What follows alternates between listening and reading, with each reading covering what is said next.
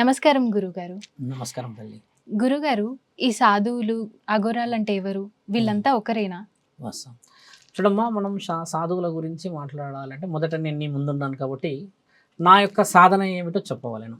నేనేంటంటే అమ్మ, సౌభాగ్యాలు తర్వాత ఎవరి ఇంట్లో అయితే ఆడపిల్లలకి ఇబ్బంది, అధర్మ కార్యక్రమాలకి ఆడపిల్లల్ని ఇబ్బంది పెట్టి అన్యాయం వైపు నడిపిస్తారో వారి కుటుంబాలు బాగు చేస్తాను. ఎవరైతే నన్ను కోరి నా దగ్గరికి వచ్చి ఇంట్లో సమస్య ఉందని చెప్తారో వారి భార్యాభర్తల విషయ వివరణలకై జరుగుతున్న ఏ కార్యక్రమాన్నైనా అవతల వ్యక్తి ఎంత పెద్ద బలంగా ఉన్నా సరే వారిద్దరిని అంటే సౌభాగ్యం అనే ఒక వివరణని నేను చాలా బాగా ఇస్తాను. అంటే గుడి, ఇల్లు, సంసారం ఏ విధంగా కాపాడుకోవాలి అని నేను ఎక్కువ శాతంగా ధర్మాన్ని స్థాపిస్తాను. నేను ప్రచారం చేయను ధర్మాన్ని. ఒక ఇంటికి వెళ్ళానంటే అమ్మ, నేను ఆ ఇంటి కుటుంబాన్ని నిలబెట్టేస్తాను. అంటే ఈ ప్రయత్నంలో ఈ సాధు లక్షణాన్ని మొట్టమొదటిగా గడపల వరకు ఎంచుకున్నాం. అంటే గుడి కడుతున్నాను కదా, నన్ను కోరి వస్తారు కొంతమంది, మా ఇంట్లో ఈ సమస్య ఉందని. భార్యాభర్తలే కానీ, అన్నదమ్ములే కానీ, ఇంకేదన్నా మెంటల్ డిస్టర్బెన్స్ వస్తారు కదా తల్లి, వీరికి వివరణ ఇస్తూ ఉంటాను. అంటే ఇలా కాదు, ఇలా చేయాలి, ఈ విధంగా దేవుణ్ణి కొలుచుకోవాలను, మీరు గత జన్మలో చేసిన వివరణలే కానీ, ఏ పాపపుణ్యాలను కోరుకుంటే మీకు ఈ స్థితిగతులు, అంటే వెన్నుపోట్ల ద్వారా వచ్చిందా, ఇంకా ఎవరైనా మిమ్మల్ని ఇబ్బంది పెడుతున్నారా అనే విషయం చాలా వివరంగా కూర్చొని నీలాంటి ఒక చెల్లె, ఒక అక్క, ఒక సౌభాగ్యవతితో కూర్చొని మాట్లాడతా. ఒక సాధు లక్షణం ఏంటంటే అమ్మ, ధర్మాన్ని స్థాపించడానికని సమాజంలో తిరుగుతున్నాను ఈ ఒక వేషంతో. అంటే ఇదే వేషంలో మీరు అన్నట్టుగా అఘోరాలు ఉన్నారు, నాగసాధువులు ఉన్నారు. వీళ్ళంతా ఎవరంటే అమ్మ, పూర్వం నుంచి మనం మాట్లాడుతున్నది ఏంటంటే శివుడి యొక్క భక్తిలో ధర్మాన్ని కాపాడడానికి అవతలి వ్యక్తి యొక్క తలని నరికిన వాళ్ళు. ఎలా నరికారు, ఎందుకు నరికారు, అసలు వారికి, అఘోరాలకి, శివతత్వానికి, ఈ మానవ తత్వానికి, సమాజానికి వ్యత్యాసాలు మనం మాట్లాడితే అమ్మ, ఒకప్పుడు, ఇప్పుడు, ఇంకా రానున్న 100 సంవత్సరాల తర్వాత కూడా ఒక స్త్రీ కాబట్టి మిమ్మల్ని అడుగుతాం మేము, మన భూమండలంలో అత్యంత విలువైనది ఏమిటి మీకు తెలిసి? బాగా ఆలోచించాలి. అది నీ దగ్గరే ఉంది ప్రశ్న కూడా. అసలు ఒక స్త్రీ తత్వంలో, ఒక మానవ తత్వంలో ఇప్పుడున్న ఈ భారతదేశంలో కానీ వేరే దేశాల్లో విలువైనది ఏమిటి? అయితే ఇప్పుడు నువ్వు నవ్వేవు కదా, ఆ చిరునవ్వు, అమాయకత్వం, ప్రేమ. ఎవరైతే లేడీ ఎదురు చూస్తుంది కదా, బిడ్డ కోసం తల్లి, భర్త కోసం భార్య, అమ్మ నాన్నల కోసం కూతుళ్ళు, బిడ్డలు చూస్తారు కదా, ఈ యొక్క అమాయకత్వం మన భారతదేశంలో ఇప్పటికీ ఉంది, కాపాడే. వేరే దేశాల్లో ఉంది కానీ దాని వివరణ వేరు. ఒకప్పుడు మన భూమండలంపై కొంతమంది వ్యక్తులు దండయాత్ర చేశారు మన సంపదని దోచుకోవడానికి. మన దగ్గర ముఖ్యమైన సంపద ఏంటంటే అమ్మ, విష్ణు ఆలయాలు, శివాలయాలు. ఎక్కడా లేని విధంగా అక్కడ మనకి అలంకరణ ఉంటుంది, అక్కడ ఉన్న రాయికి కూడా విలువ ఉంటుంది. అలా వేరే దేశస్తులు వచ్చి మన దేశాలను దోచుకుంటూ దోచుకుంటూ దోచుకుంటూ పోయినప్పుడు కాపాడే వాళ్ళు ఎవరో ఒకరు రావాలి కదా తల్లి. అలా పుట్టిన వాడే అఘోర నాగసాధువులు. ఈ అఘోరాలకు ముందు నాగసాధువులు పుట్టారు. నాగసాధువులు ఏం చేసేవారంటే అమ్మ, వారి యొక్క శరీరాన్ని లెక్క చేయరు. ఎంత పెద్ద వ్యక్తి అయినా, ఎంతటి అవతల వ్యక్తికి బలం ఉన్నా సరే వీళ్ళు యుద్ధానికి దిగుతారంతే. అలాంటి ఒక వ్యక్తి, ఒక నాగసాధువుని ఎత్తిన వ్యక్తి సుమారు 1000-1500 మందిని చంపగలడు.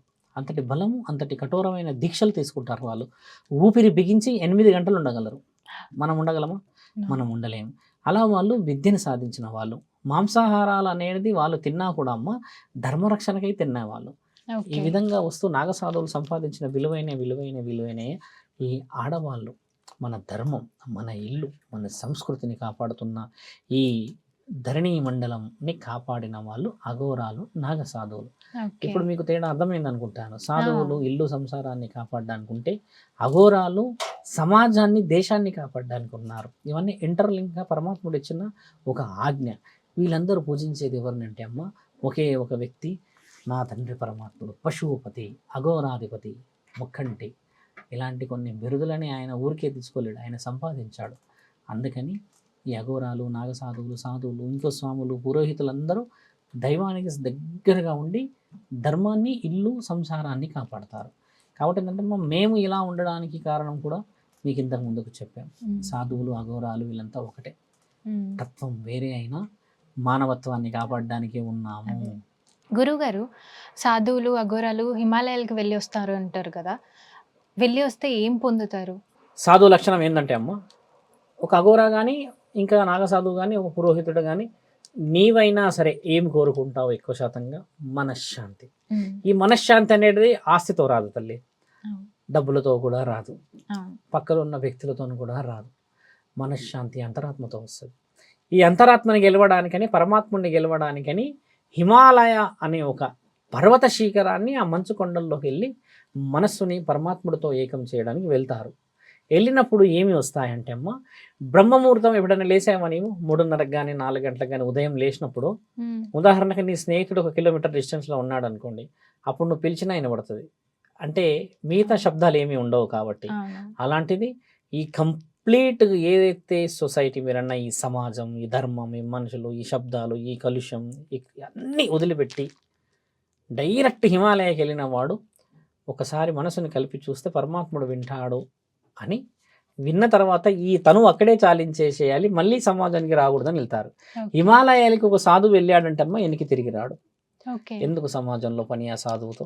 అన్ని చూసిన తర్వాత హిమాలయకి వెళ్తాడు కదా. ఓకే, డైరెక్ట్గా హిమాలయాలకే విద్యాబుద్ధులు నేర్చుకోవడానికి వెళ్ళేసేసి ఈ సమాజానికి వచ్చి విద్యను అందించారు ఎవరు కూడా. ఇక్కడ అహర్నిశలు అవమానాలు, ఎదురు చూపులు, ఎదురు దెబ్బలు, వెన్నుపోట్లు, ఒక గుడి కడదామన్నా వెన్నుపోట్లు, మంచితనానికి విలువలేని ఈ సమాజాన్ని చూసి చూసి చూసి చూసి చూసి ఇక ఈ యొక్క శరీరానికి విముక్తిని ప్రసాదించండి చేసిన ఈ ధర్మ కార్యక్రమాల్లోని కన్నుని మూయడానికని కనీసం మూసే ముందన్న పరమాత్ముడు కనబడతాడేమన్న ఆశతోనే వెళ్తారు అక్కడికి. ఓకే, అక్కడికి వెళ్ళిన వాళ్ళు రారు తల్లి, బాగా గమనించు, తిరిగి రారు. వచ్చిన వాళ్ళ సందర్భాలు ఉండేటిదని అబద్ధం. ఉమ్, ఒకే ఒక వ్యక్తి ఎక్కాడు, ఆయన మళ్ళీ తిరిగి రాలేడు, ఇలా కొన్ని ఉన్నాయి. ఒక వ్యక్తి ఎక్కిన తర్వాత అక్కడ ఏం కనబడుతుంది? ముఖ్యంగా హిమాలయాల్లో చాలామందికి ఈ సందర్భం అదే డౌట్, ఏం కనబడుతుంది ఏం కనబడుతుంది. అక్కడికి వెళ్ళిన తర్వాత మానస సరోవరం కనబడుతుంది. అంటే అది స్వర్గానికి దారి, అక్కడ నుంచి మెట్లు ఓకే, ఉన్నాయని అంటారు. ఓకే, ఇప్పుడు ఆ మెట్ల నుంచి నువ్వు వెళ్ళి దైవలోకానికి దారి ఉందంటారు. అక్కడి వరకు ఎవరు చేరలేరు. మానస సరోవరం వరకు కూడా వెళ్ళలేరు ఎవరు. ఎందుకు వెళ్ళలేరంటే అమ్మ, ఇది మానవ శరీరం, మానవాతీత శక్తులకి అది, మానవ శరీరానికి కాదు. శరీరం వదిలిపెట్టినాక నీవు వెళ్ళగలవు, ఎందుకంటే నువ్వు చేసిన పుణ్యాన్ని బట్టే అంత పెద్ద శిఖరాన్ని ఎక్కగలవు.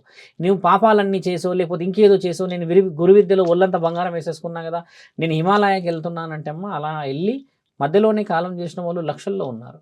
ఓకే, ఒక మనస్సును గెలిచిన వాడు, పుణ్యాన్ని సంపాదించిన వాడు మాత్రమే, కారణజన్ముడు మాత్రమే అక్కడికి వెళ్ళి తను చాలించాలనుకుంటాడు. కానీ అక్కడికి వచ్చేసి సమాజానికి డిగ్రీస్ చూపించడానికి వెనక్కి రాడు, పట్టాలు చూపించడానికి రాడు. అంటే అది ఎవరికి కూడా చిక్కలేని అంతరాత్మ పరీక్ష. అందులో ఈ వెళ్ళి నీవు తనువు చాలిస్తేనే ఆ పరీక్షలో పాస్ అవుతావు, ఉత్తీర్ణత. అక్కడికి వెళ్ళి తిరిగి వచ్చిన ఏం సంపాదించలేవు, అదంతా శూన్యం. హిమాలయాస్ అంటే గాలి, నీరు, తర్వాత ఆ వాతావరణం, ఆ ప్రపంచం చాలా పెద్ద తల్లి. ఉమ్, ఆ ప్రపంచంలోకి వెళ్ళిన వాడు ఈ ప్రపంచానికి వచ్చి ఉండగలడా? లేదు, కాబట్టి తనువు చాలించడానికి వెళ్తారు అక్కడికి. చాలించేసిన వాళ్ళు పుణ్యానికి వెళ్ళిపోతారు.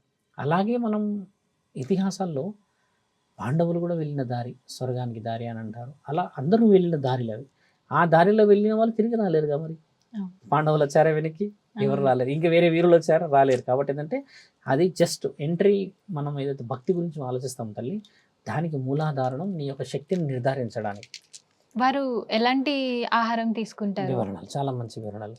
ఒక సాధు లక్షణాన్ని సంపాదించిన వాడు ఆహారాన్ని తీసుకోడు. ఎలా? తాబేలును చూసే ఉంటారు మీరు. ఉమ్, మనం సముద్రం ఒడ్డున నించున్నప్పుడు కానీ ఏదన్నా పెద్ద కొలను దగ్గర నించున్నప్పుడు అమ్మ, ఎన్ని గంటలకు ఒకసారి తాబేలు వస్తుంది బయటికి? నీకు కనబడిన సందర్భాల్లో గుర్తు చేసుకుంటే వెరీ రేర్. ఒక 3 అవర్స్కో 4 అవర్స్కో కనబడుతుంది. అలాగే అదేం చేస్తుందంటే అమ్మ, మొత్తం డే మొత్తంలో 4 టైమ్స్ ఊపిరి పీల్చుకుంటుంది అది. అలాగే ఈ సాధకులు ఏం చేస్తారంటే ఈ ఊపిరి మీద సాధించే పట్టు ఉంటుంది ఒకటి. ఒకసారి ఊపిరి పీల్చుకుంటే మళ్ళీ 4 గంటలకి 5 గంటలకి ఊపిరి పీల్చుకుంటారు. ఇలాంటి విద్యని సంపాదిస్తారు వాళ్ళు. సంపాదించి అక్కడికి వెళ్ళిన వాళ్ళు ఏంటంటే ఊపిరి పంచభూతాలతోని వీళ్ళ యొక్క శరీరానికి అనుసంధానం చేస్తారు. ఎప్పుడైతే నీ శరీరంలో అవయవాలు ఉంటాయి చూడమ్మా, ఎక్కువ శాతంగా నువ్వు గాలి పీల్చుకున్నప్పుడు, నీళ్లు తాగినప్పుడు, లేదా నువ్వు అన్నం తిన్నప్పుడు శరీరంలో అన్ని అవయవాలు యాక్టివ్గా ఉండాలి, అంటే అవి పని చేయడానికి, రీసైక్లింగ్. అదే నువ్వు ఊపిరి పీల్చుకోవడం తక్కువ ఉంటే ఈ పార్ట్స్ అన్ని పని చేయవు కదా, అంటే నీకు రీసైక్లింగ్ జరగదు కదమ్మా.